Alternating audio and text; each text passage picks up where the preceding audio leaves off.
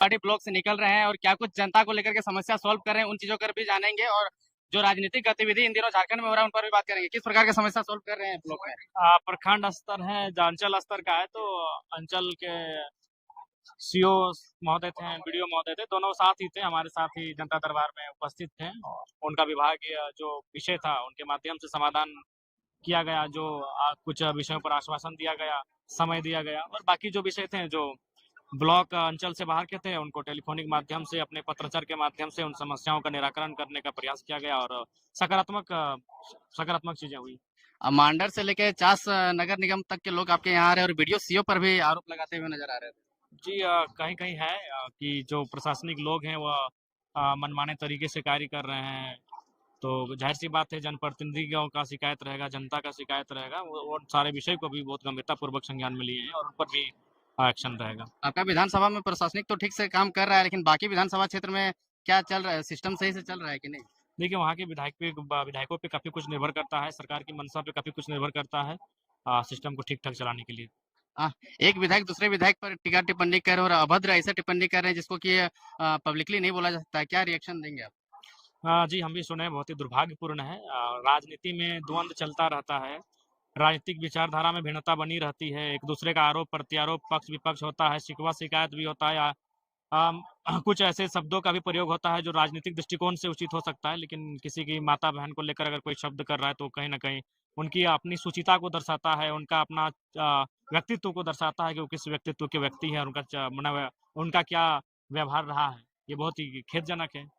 आपके क्रेडिबिलिटी पर भी सवाल उठाते हैं कि वो उनसे भी कभी-कभी ऐसा शब्द निकल जाता तो हो सकता है कि इस नहीं, तरह अब के। हमने ऐसा शब्द नहीं, मेरे तेरे सब हुआ है, तेरे मेरे बेरे इतना हुआ है, लेकिन किसी का माँ बहन का ये ये हद पार वाला मसला है। आज तक हमने 3 साल तक, अभी 3 साल हमने जब विधायक नहीं बना तो उससे पहले हमने आक्रोश में ही बात किया है, उतना आक्रोश के बाद भी। हुँ। और झारखंड में तो सबसे ज्यादा भाषण देने के बाद भी हमने शब्दों में नियंत्रण रखा है। बोले तो हमने जो कहा है वो मीडिया प्लेटफॉर्म पर है।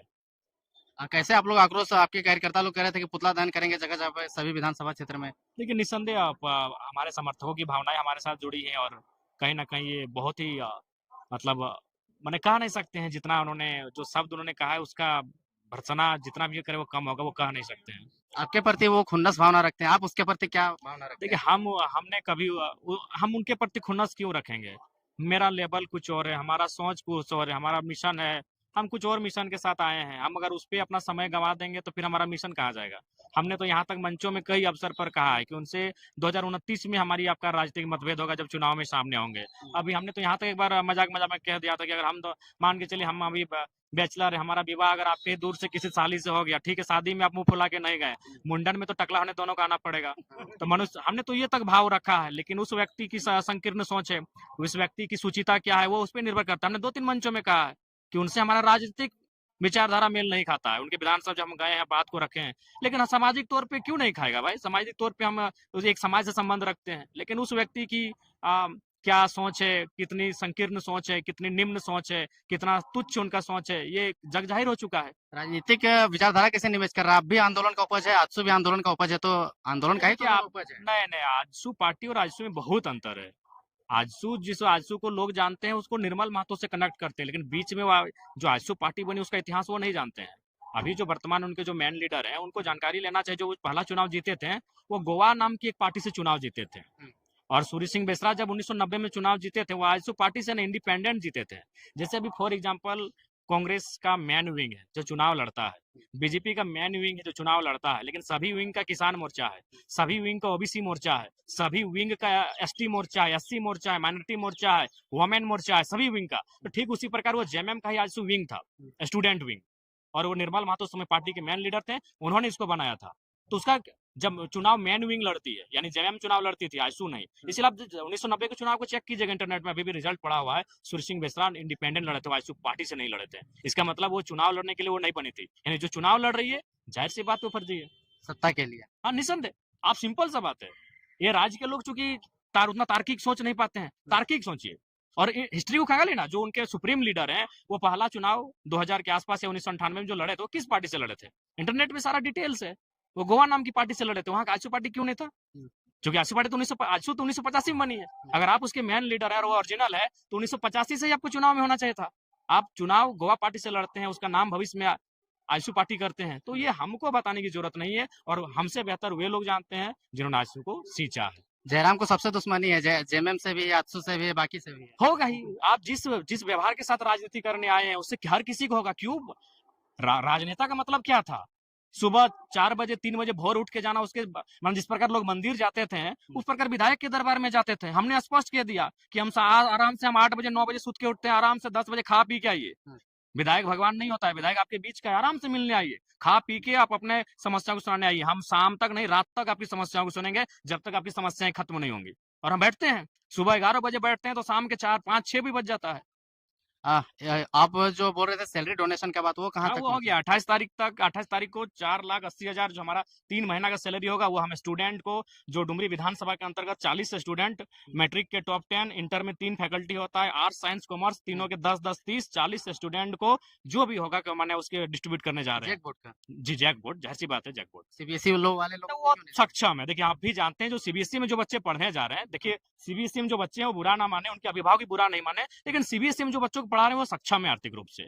जो आईसीएसई में जो अपने बच्चों को पढ़ा रहे हैं वो सक्षम है। जो डिनोबली में अपने बच्चों को पढ़ा रहे हैं वो सक्षम है। जो चिन्मया में अपने बच्चों को पढ़ा रहे हैं वो सक्षम है। जो दिल्ली पब्लिक स्कूल में अपने बच्चों को पढ़ा रहे हैं वो सक्षम है।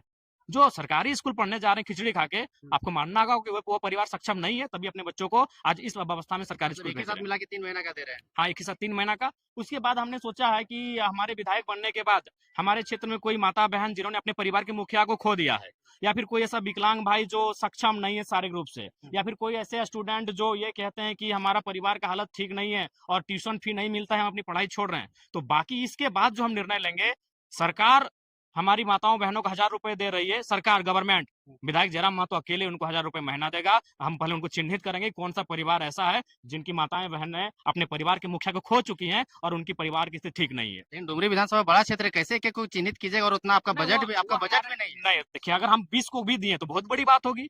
तो फिर किसको जो छाड़ दीजिएगा, फिर तो पूरे मतभेद वाला बात नहीं, हो जाएगा। मतभेद होगा, उनको समझना होगा, हम आकलन करेंगे। हम्म। अभी मान के चलिए अबुआ आवास आता है, हम्म। एक होता है लेकिन दावेदार 10 होते हैं, तो सर्वे होता है, जिन ये उनको भी समझना होगा कि एक विधायक अगर सकारात्मक प्रयास कर रहा है तो टांग नहीं खींचना चाहिए।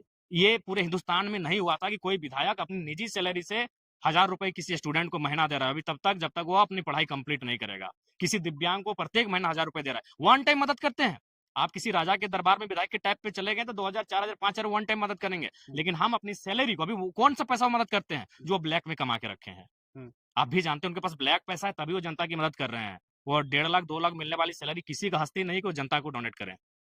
तो अपना जीवन क्या जनता के लिए निछावर कर दिया? बिल्कुल, आज आपको आश्चर्य होगा, कल ही जनता दरबार डुमरी में हमारी माँ का फोन आता है और क्या बोलती है मालूम है कि घर कोनो सामान ना हो रे खाए के। एक विधायक की माँ फोन करती है और बोलती है घर कोनो सामान ना हो खाए के, तो फिर हम कल अपना घर 50,000 रुपया भेजवाएं।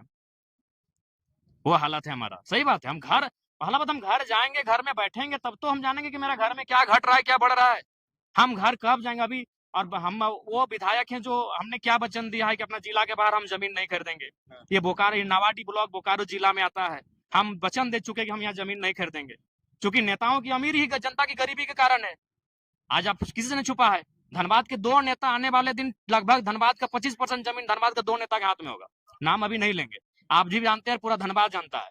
आने वाले 25 सालों में धनबाद के 2 नेताओं के पास धनबाद की अच्छी खासी जमीनें आने वाले 25 साल में हो जाएंगी। यानी जनता की गरीबी के कारण नेताओं की अमीरी है, और सबसे बड़ा कारण है संपत्ति। तो इसलिए हमने वचन दिया है कि हम अपना डुमरी विधानसभा में कहीं जमीन नहीं खरीदेंगे। इसलिए नहीं खरीदेंगे कि ये विधानसभा मेरे जिला में नहीं आता है।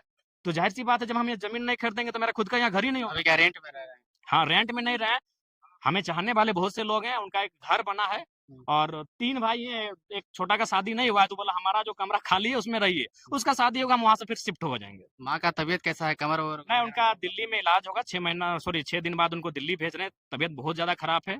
लेकिन क्या करें, जनता, बाकी माँ को भी हमको अपनी माँ जैसी लगती है, उनका दर्द भी हमको अपनी माँ के जैसा लगता है। इसीलिए हम मतलब ये नहीं डिफाइन कर पाते हैं कि हम अपनी माँ के लिए कैसा सोचे और बाकी माओं के लिए कैसा सोचे। सभी माँ जो दुख में हम देखते हैं, अपनी माँ जैसा लगता है हमको। चुनाव से पहले जयराम का जिंदगी और अभी का जिंदगी में क्या अंतर अभी है? ज्यादा टफ हो गया, क्योंकि हम संवैधानिक पद में हैं, अभी अपेक्षाएं ज्यादा हो गई लोगों की, तो अभी थोड़ा सा मेरा जीवन टफ है। और हम धनबाद में भी इसलिए नहीं रह सकते हैं कि वो मेरा विधानसभा नहीं है। लेकिन जिला है। जिला है तो वहाँ कैसे रहेंगे? फिर यहीं डुमरी के लोग कहेंगे विधायक जी हमने यहाँ जितवा लिए और अपन घरे रहा थे। तो ये भी हमारा समस्या है। यहाँ भी फिक्स टाइम के लिए नहीं रह सकते हैं, अपने घर में भी नहीं रख सकते हैं, तो इसीलिए जहाँ जिसका घर मिलता है वहाँ रह लेते हैं। डुमरी वाला भी बोला कि विधायक जी अगर सप्ताह में 2 दिन ही हो रहा, तो हम बोले एगो मकान देखिए भाड़ा में कहीं जो है हमको देंगे, रह लेंगे। अरुणाचल प्रदेश मेघालय वगैरह घूम करके आए, क्या कुछ सीखे?